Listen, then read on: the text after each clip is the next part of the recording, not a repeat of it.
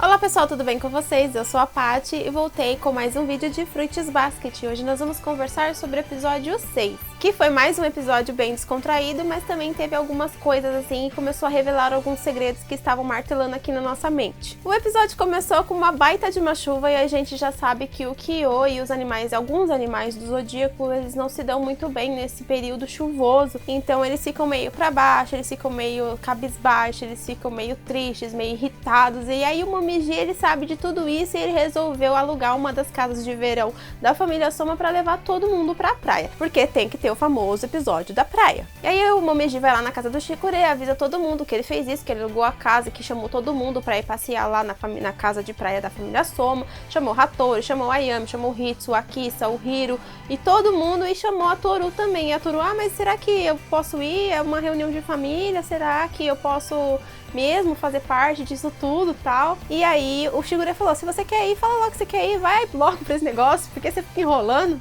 ele tá te chamando, você quer ir também, vai logo, todo mundo. Aí ela falou que ia, aí ele foi lá chamar o Kyo, e o Kyo tava todo lá, a gente sabe que ele não se dá bem nesse dia chuvoso. Sai daqui, Momiji, o que você quer aqui? A gente vai pra praia, a gente vai passear, você vai também? Aí ele fica todo daquele jeitinho assim, né, mas ele não fala que não, e aí o Momiji, por que você tem que se estraga prazer, porque não sei, eu falei, não falei que eu não vou, eu vou, tá bom, eu vou. Ele, Kyo, você tá tão mais legal. Ele, tipo, o quê?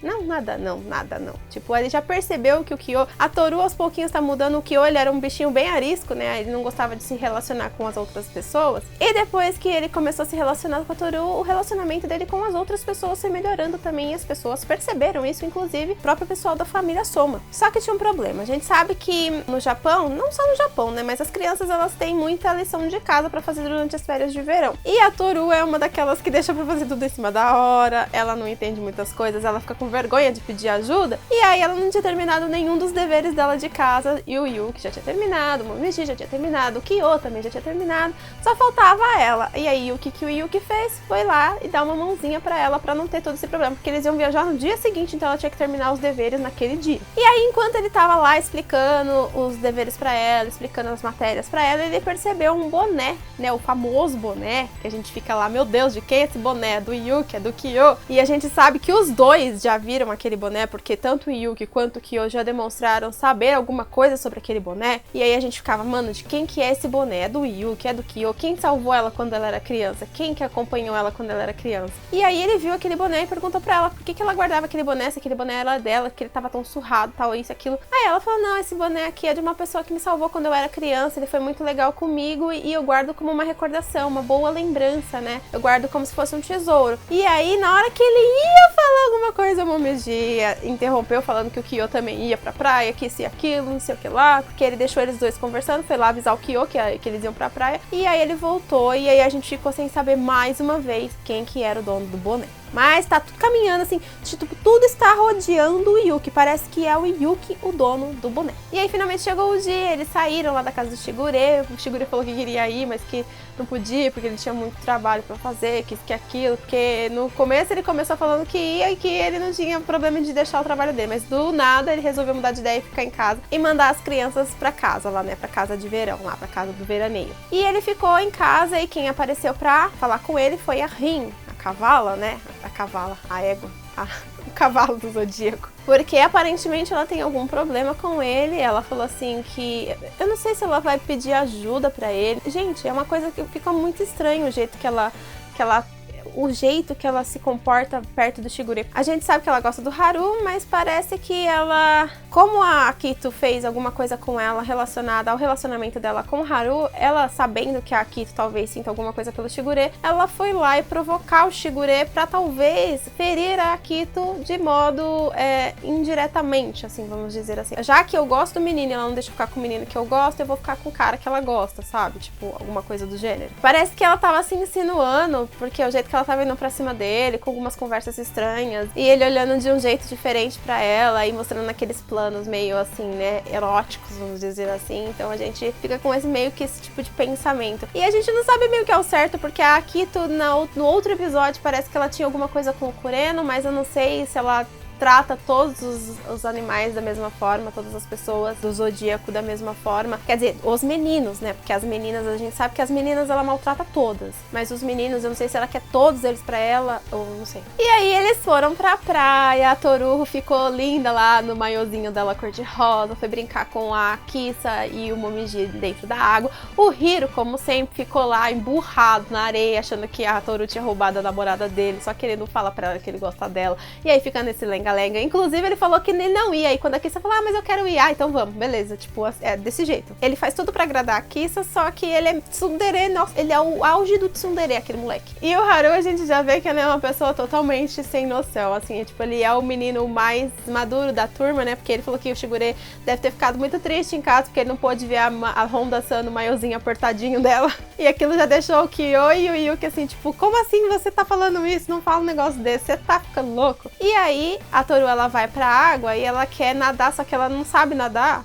E ela começa a nadar no mar, tipo eu, assim, que não põe a cabeça pra fora, e quase morre afogada. E o Kyo vai lá com a boy, começa a brincar com eles dentro da água, e o Haru, ele vendo que o Kyo tava dentro da água, chamou o Yuki também pra se divertir. Ele, vamos lá, vamos apostar uma corrida, isso e aquilo. E o Yuki, inclusive, quando ele foi pra praia, ele ficou sentado na areia, ele começou a ter aqueles pensamentos estranhos. Ele começou a pensar no que a Kito falava pra ele, falando que ele nunca ia encontrar a luz, que ele nunca teria alguém pra salvá-lo, que ele sempre ia ficar naquele abismo, que a única pessoa que ele podia confiar era ela, que ele tinha que ficar sempre perto dela.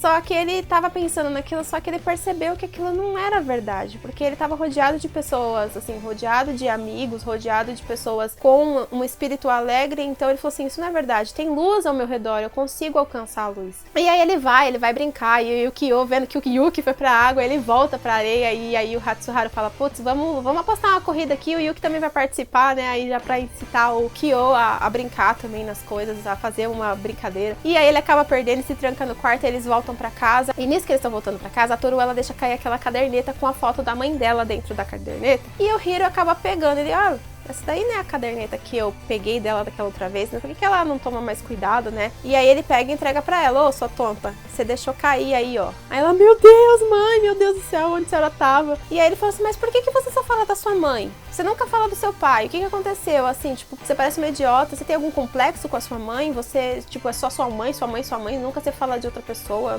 você não tem pai, assim, tipo, pra falar, não sente falta do pai, vamos dizer assim, né? E aquilo foi bem rude, né? Porque ele não sabe por que assim, tem coisas que as pessoas, elas gostam de guardar. E a Kissa, ela percebeu isso, a Toru, ela também percebeu, só que ela falou assim, de boa, né? Pegou a carteira e foi embora, fingindo que nada aconteceu. E aí a Kissa ficou muito irritada e muito triste com aquilo. Ela falou assim, você não pode falar assim com ela, você veio só pra magoar ela, porque você não sabe o que ela guarda no coração dela. Você não sabe por que ela não fala sobre o pai, você não sabe por que ela só fala da mãe dela, você não sabe quais são os sentimentos que estão guardados que ela não quer mostrar pra ninguém. Como assim você fala desse jeito com ela? Você é muito ruim, vamos dizer assim, né? E saiu correndo. E foi pra cima da Toru, a Toru sem entender nada, e aí ele ficou naquela coisa tipo, meu Deus, que eu fiz, né? Que idiotice que eu fiz. Eu vim pra cá querendo deixar a Kissa feliz, eu só queria fazer ela feliz. Eu trouxe ela pra cá porque ela gosta da Toru e eu queria ver ela sorrindo e acabei fazendo ela chorar. E aí ele falou, quer dizer então que ela também tem alguma coisa dentro do coração dela que ela não quer mostrar pra ninguém, tipo ele, que ele gosta da Kissa. Só que como ele viu que a Kito maltrata muito as meninas, ele resolveu guardar o sentimento dele pra ele, pra evitar que a Kissa sofresse também, que ela sofresse mais abuso da Kito. Então ele falou, será que ela tem algum segredo que ela também não consegue falar pra ninguém lá no fundo do coração dela? E aí ele fica se sentindo meio culpado, meio cabisbaixo, assim. A Toru, inclusive, no final da noite, ela começa a pensar, e aí ela tá sentada na varanda com o quadro da mãezinha dela, e a gente vê um flashback, né, porque a gente sabe que o pai da Toru morreu de resfriado. Inclusive, no final do episódio, o Yuki fica com um resfriadinho lá, e ela fica toda, meu Deus do céu, eu vou ter que cuidar do Yuki, porque, tipo, meu Deus, ela fica desesperada, só de ouvir falar em resfriado, porque o pai dela morreu disso, né, gripe, no caso, né. E aí, a gente vê que passa um flashback muito rápido, assim, da foto do pai dela, naquelas fotinhas que ele faz, tipo, no altar, que eles fazem, quando a pessoa morre. A mãe dela, tipo, meio que largando ela sozinha em casa, assim, desaparecendo, e aí volta pra ela e ela fala, não,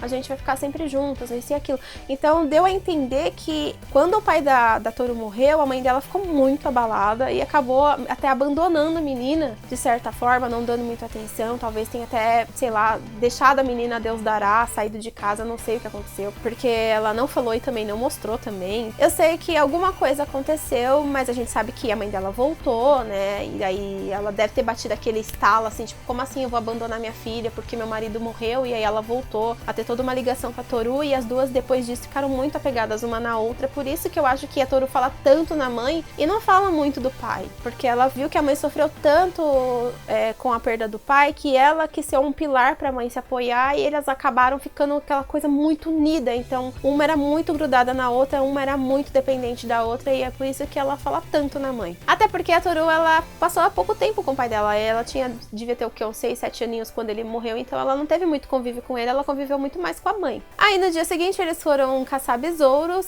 né, eles foram pegar besouros que eles tinham combinado de caçar besouros, e aí a Toru achou os besouros, mostrou pro Hiro, é legal, né, que bom que você achou o besouro que você estava querendo encontrar, né. E aí o Kyo fez uma pergunta pra ela e ela respondeu errado, ele já falou, o que você fez pra ela, menino? Que a Toru, ela não tá normal, e aí assim, a gente vê que, nossa, o Kyo, ele presta muita atenção na Toru, porque ele sabe exatamente quando ela tá feliz e quando ela tá fingindo estar feliz. Ele já sabe distinguir essas nuances da Toru, e ele já pegou na hora, o que você fez pra ela? E aí o Hiro falou, não fiz nada, por que você tá me acusando, por que você acha que eu fiz alguma coisa? Mas ele sabe que ele fez sim, e por isso que ela tava agindo de uma forma totalmente diferente. E aí eles voltam pra casa, o Yuki ficou em casa porque tava meio que resfriadinho, aí a Toru toda, meu Deus do céu, tem que cuidar dele, porque, né? E aí ele acaba pegando no cabelo dela e ele fala, eu espero que você espere, porque eu tenho uma coisa pra te contar, mas eu quero achar o tempo certo pra contar pra você, eu espero que você me ouça quando eu resolvi abrir a minha tampa. E ela, tipo, abrir a tampa? Como assim? Mas é quando ele resolveu expor todos os segredos que ele está escondendo, né, de todo mundo, inclusive dele mesmo, os segredos que ele guardou bem profundo lá, todas as angústias dele. Quando ele se sentir pronto, ele vai contar pra ela. Aí mostra que ele era a pessoa do boné. Gente, a gente descobriu que era o Yuki, o menino do boné, que ele tava sendo, tipo, maltratado pela Akito, e ele resolveu fugir. Aí ele pula o muro da mansão com o bonezinho, acho que pra se disfarçar, e aí ele deve ter acabado andando por aí, visto a Honda perdida, e ajudou ela a chegar em casa, porque ele deve conhecer as redondezas, devia conhecer as redondezas, e aí a gente descobriu que ele é o menino do boné finalmente, mas a gente sabe que o Kyo também sabe desse boné, então provavelmente o que aconteceu? Ele viu o Yuki levando a Toru pra casa, porque ele tava por lá por algum motivo, e aí ele viu, e ele sabe do menino do boné, porque ele sabe que o Kyo fugiu de casa, e ele sabe que ele deu o boné pra Honda, e quando ele viu o boné, talvez ele falou, putz, mano, por que a Toru tá guardando esse boné do rato? Gente, isso é uma história que eu estou, assim, tipo, meio que inventando, né? Estamos deduzindo o que aconteceu, né? E eu quase que eu dei um spoiler aqui, mas ainda bem que eu percebi e não soltei o spoiler. Mas é isso. Aí, o que aconteceu? Eles ficaram lá na casa, né? A história vai continuar com eles lá na casa de veraneio. E o Shigure, ele foi pra mansão. Ele foi aí atrás da Akito. A Akito também tava se sentindo mal. Então, não é só do Kyo. Algumas pessoas afetadas pela maldição, elas realmente passam mal durante esses tempos chuvosos, quando tem mudança de temperatura, que nem a gente vê o Ayami, que não se dá bem com o frio. E ela não se dá bem com o calor. Ela não gosta do calor, ela gosta do frio. E ela já tava passando mal, queria que o Hattori visse ela. E aí o Hattori tava saindo com uma moça ali, aleatória, não sei se era a antiga noiva dele lá, e o Shigure fez de conta que não viu, não deixou nem a Akito ver, né, porque já sabe, né, o que acontece com as meninas que rondam os meninos do Zodíaco. E aí ele falou assim, por que você tá achando tão ruim os meninos terem ido pra essa casa de verão, fazer esse acampamento, ficar passando os dias juntos? Por que você não vai lá fazer uma visita também? E a gente vê claramente que a Akito, ela não controla o Shigure, e ele tem ela, tipo, na palma da mão, assim. Tudo que ele fala, ela faz. Tudo. Não sei se é porque ela acha que se ela não fizer, ele vai deixar de gostar dela, e ela morre de medo disso acontecer, ou não sei o porquê, mas eu sei que ela provavelmente vai aparecer nessa casa de verão e vai causar um rebuliço da bexiga. E o episódio acaba aí. Eu sei que o próximo episódio pode ser que aconteça umas coisas muito loucas, muitas reviravoltas, e talvez a Akito apareça lá pra encher o saco e causar muito pânico e muita intriga entre os meninos e a Toru, e vai acontecer um monte de coisa ainda mais pra frente. frente. E no próximo episódio, o episódio se chama Vamos para uma competição de abrir melancias, então provavelmente eles vão fazer